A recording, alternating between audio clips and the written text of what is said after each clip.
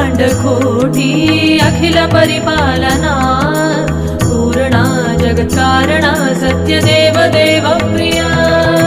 वेद वेदार्थसारा यज्ञ यज्ञोमया निश्चला दुष्टनिग्रहा सप्तलोक संरक्षणा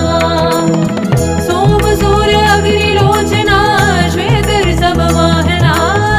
शूलपाणि भुजगभूषणा त्रिपुरनाशनक्तना व्योमकेश महासेन जनगा पञ्चवक्र परशुहस्त्र